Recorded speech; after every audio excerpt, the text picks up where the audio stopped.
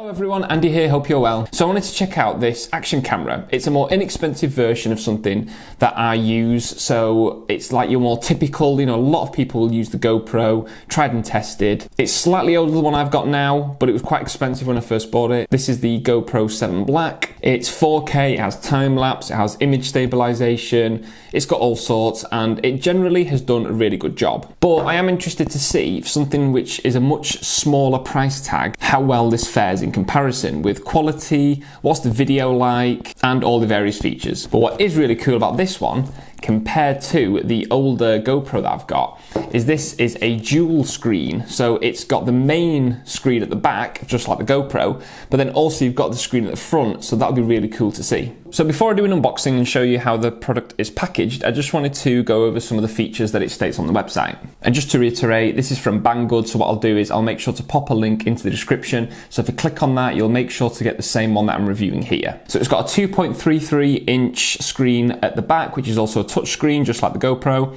and the front is a 1.3 inch. I won't go through all the resolutions, you can always check that when you are purchasing it, but the main thing is it does 4K, and it does that at 30 frames a second. But if you do want 60 frames a second, then it still does that in full HD. And then if you want some slightly slow-mo footage, obviously you could edit in 24 frames a second and do the 60, but you also can do 720p, so not quite full HD, but that'll do it at 120 frames a second. It can do 20 megapixel pictures. It has Wi-Fi. It is a 1200 milliamp battery. It'll support anything up to 128 gig on a micro SD card. It states that if you are filming at the full 4K 30 frames a second, you'll get about 120 minutes. That's 2 hours of constant footage, which is actually really good. Charge time is just over 2 hours. And it does say it has a built-in microphone, but in honesty, I'm not expecting big things from the microphone because the little GoPro, even this one, which isn't that old, the audio on it is not that great, but I don't really use it for audio, so that's fine. So without further ado, let's open this up and have a look inside.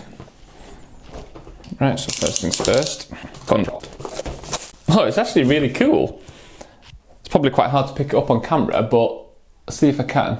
It's got like a sort of a cool embossed with a lacquered finish on just the product and the logo, and then the rest of the box is like a really matte finish. That's just a nice little touch. So on the box itself, we've got dual screen action camera, 4K at 30 frames a second. It says it's got a star night vision feature, which would be really cool. And it says it's waterproof up to 30 meters. Now let's get it open. So the first thing we're greeted with is the actual camera itself in a very sort of recognizable GoPro style casing. So let's get the camera out, and it has that very sort of familiar action camera GoPro clear plastic housing. We'll have a look at that in more detail after I've checked the rest of the box. So I'm guessing we've got all bits and bobs and instructions in here. Not that anyone reads instructions. So we've got a spare case backing. We've got a typical sort of GoPro style action camera attachment. Got a USB cable, which I assume is for charging. I am going to assume that that is like a little protective lens that you can put over the camera when it's not in that case, so I'll check that.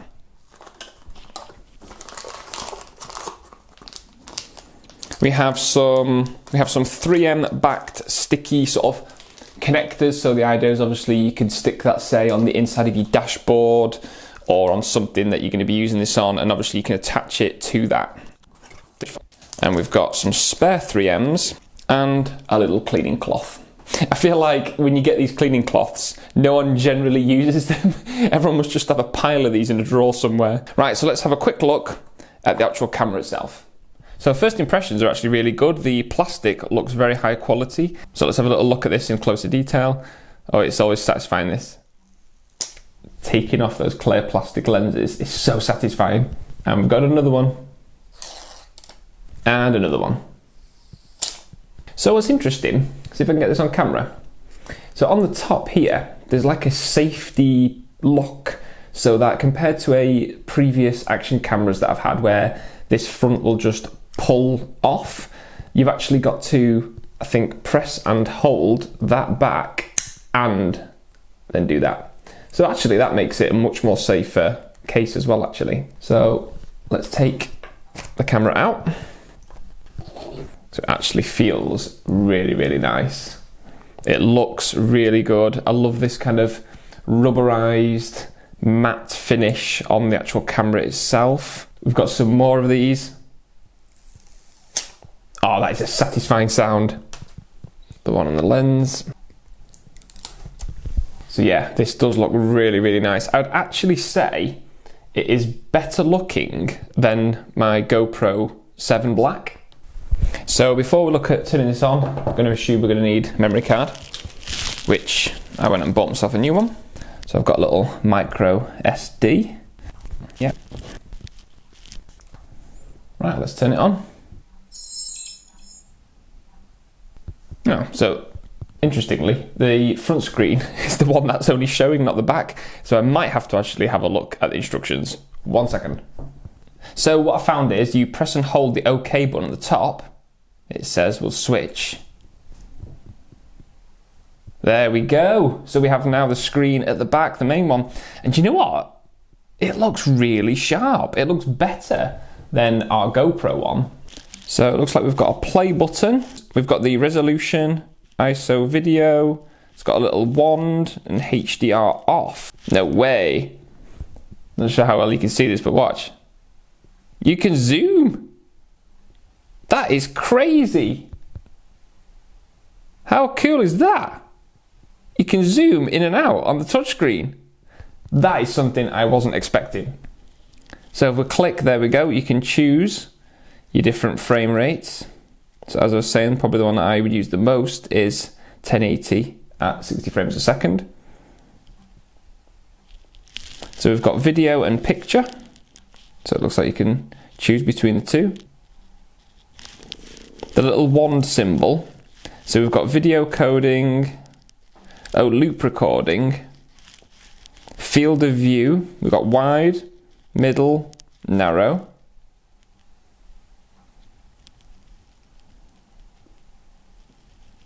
So WDR, it says on WDR, on mode balance too bright or too dark ambient brightness. Audio on, timestamp, no, I don't want that. Logo watermark, we'll turn that off. Bitrate high, ISO auto, that's fine. Sharpness, you can go strong, soft or normal, keep it as normal. Saturation, I'll keep that as normal. Contrast, normal. White balance auto, yeah. Colour, oh, you got black and white or just normal. And you've also got some other lighting and metering, which I won't really mess with.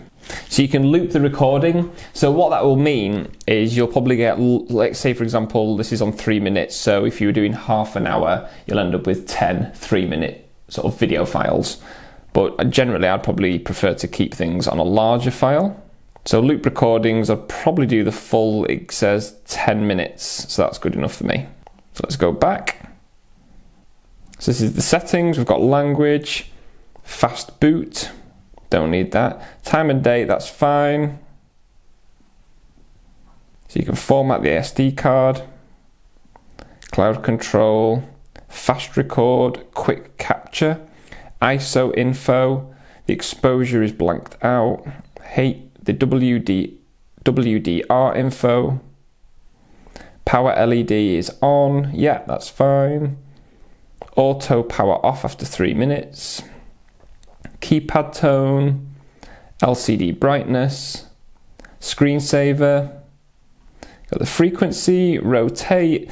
So, I mean, I wouldn't ever use that because all my videos, I would never do anything in portrait. And if I'm going to do something like Instagram stories, I'll use my phone. Wi-Fi. There's a lot of settings, a lot of settings. Right, so I think the next thing is let's test out the footage and see what it looks like.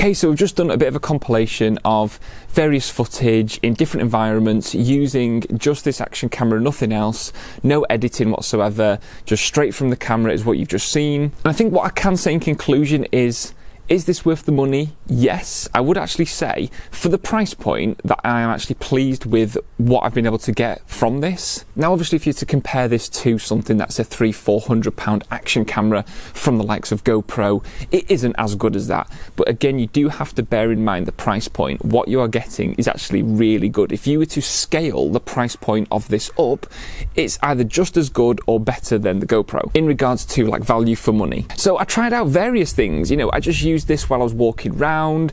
I strapped it to a car, various angles on the car just to see what it was like, because that's generally what I also use this for. I did time lapses, I did some slow-mos, and what's really cool with the time lapse and slow-mos is you don't really have to do anything. It's all done for you.